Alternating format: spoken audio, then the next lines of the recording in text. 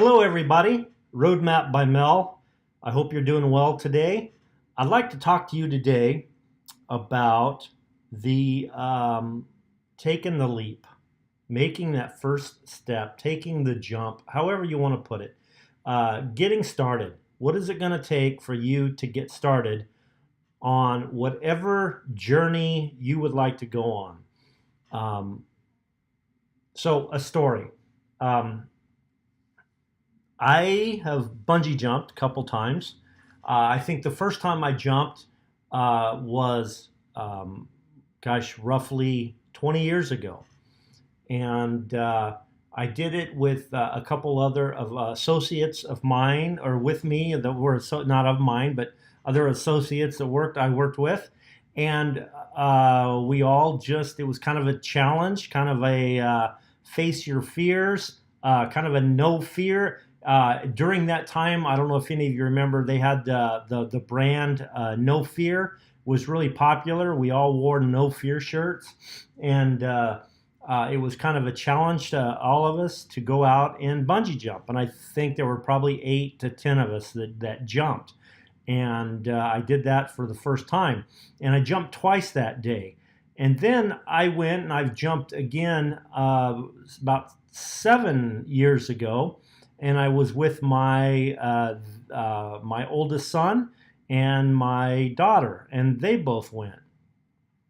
And I will tell you that it's scary to stand on that edge, look down 200 feet, and know that you're going to jump into that. You're going to jump, and in this case, there's a little river underneath, and it's about a 200-foot drop, and it's just kind of like, what am I doing? I've heard many times that we are born with two fears. One is the fear of falling and the fear of loud noises. And definitely I'm not afraid of heights. I mean, I can get up on a tall building and look down, and I don't really get nervous and scared. It doesn't bother me. But when I know that I'm going to have to jump off that building, even though I know I'm secured with two harnesses, and they say that it's going to be okay, it's still scary. And so back 20 years ago, I jumped twice, and it was interesting because when I went with my two of my kids, all three of my kids went. My youngest didn't want to jump, but the thing that I found really interesting is it was almost harder to jump having done it before than it was 20 years earlier. And part of the reason is that I knew kind of what to expect. And I've talked to people that have jumped a couple times or multiple times, and they say that fear never really goes away. Every time you look over that cliff, there is that fear of, that says, what are you doing? This is stupid. This is not a smart idea. My dad used to tell me all the time that people are crazy to jump out of perfectly good airplanes with a parachute strapped to their back. So it's kind of the same thing. What kind of person does that? I mean, that's the logic that goes through your brain. Why am I doing this? And the point I want to make through that is this, is that just because you've done it once doesn't mean that you're not going to face fear. You may do it 100 times, and I would suspect there's always going to be a little bit of that fear that pops up. The difference is the person that's done 100 times has a little bit of faith in himself, in the system. He knows what it's going to be, what to expect. That doesn't mean that the fear is still not there. So to sit there at the beginning and say, I don't want to jump because I'm afraid, realize that the guy just next to you that's jumped 20 times is probably facing that same fear. And he's the guy saying, hey, it's going to be okay, you can do it, and trying to give you confidence. And that's kind of what I want to do here today. I want to say that I've started down this road to changing my life, this road of starting a business, this road of putting a vlog in place. And I actually did a blog today, which is, for me, that's really scary because, writing is not one of my comfortable areas of skill, but yet I did it. So, what's it going to take for you to get started? That's my question for you. because it's never going to be convenient. It's never going to be easy. Uh, and eventually something will, I think they say that usually when there's enough pain associated with it, it will force you to change. And so where is that pain coming from? Is the pain of realizing that, of regret that you haven't, you have all these years of your life that you haven't, or is the pain of thinking about what's your life going to be like if you don't make the changes? What's the pain? And look at the other side. What's the pleasure? If you change your life, how are you going to feel about yourself? What's it going to be like when you cross that finish line after, running that marathon that you've been putting off, that you've always wanted to do? Because at one point or another, we've got to get to the point that we've just got to start. You've got to start. Because like I say, I don't think it ever gets easy. In the book, The Brain That Changes Itself, one of the things they have found out when it comes to change is that people that have made a change in their life, that change will usually lead to other changes. A good example is that they use in a book is they tell the story about a gal who was she was overweight. She had never been able to hold down a job. She was financially broke. Her relationship-wise, she couldn't maintain a relationship. She smoked cigarettes, all these things. And she got to a point in her life where her relationship fell apart, and she decided that she wanted to make a change. And so she took a trip to Europe, I believe, or over to Asia or somewhere. And during that, she came up with an idea that she was going to travel across I think it was the Mojave Desert, or a desert. I don't remember which one it was. And so she came back to the States, and she decided, okay, what do I have to do to be able to reach that goal? Well, the first thing she said, that the thing that came to her mind is she's going to have to quit smoking.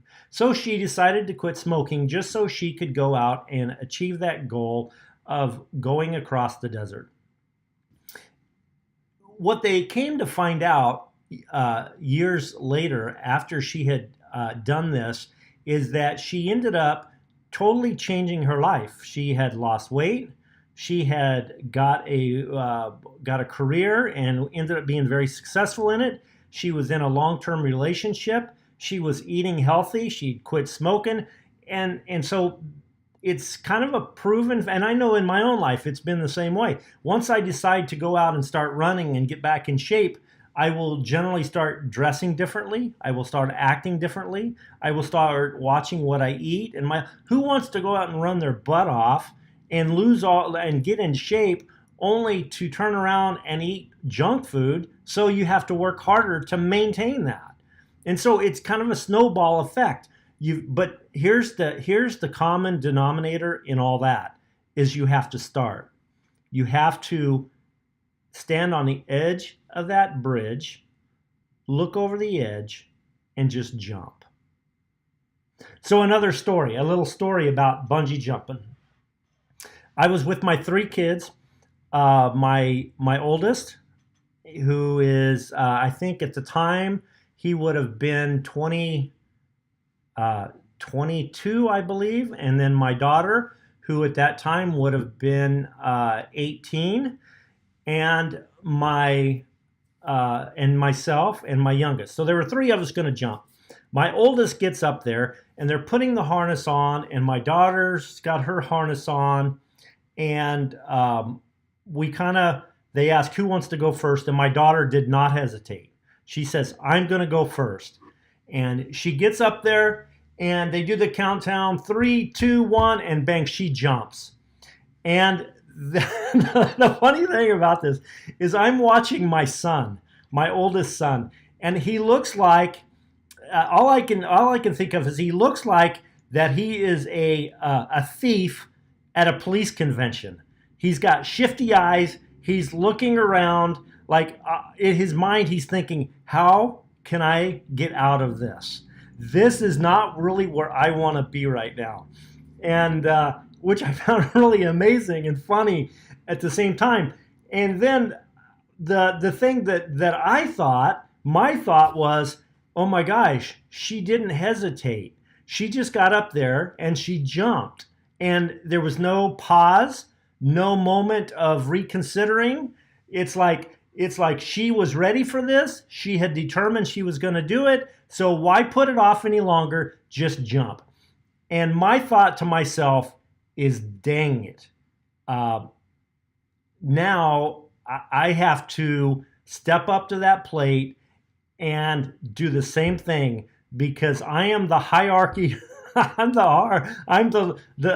of the leader in this family, and who it wouldn't be good if I were to hesitate after watching her just be bold and jump.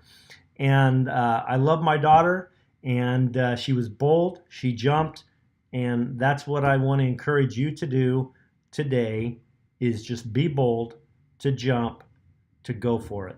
Take that first step, whatever that first step may be for you, towards your goals and your dreams, and or to change your life, or to whatever it is you want to accomplish. Take that first step. Don't keep putting it off, because the longer you put it off, the harder it gets. And you might find yourself 20, 30, 40 years later saying, why didn't I change then? Because there comes a point that you will look back and you're going to say either I'm glad I did or I wish I had. So I wish you the best. Please subscribe, and we will talk to you later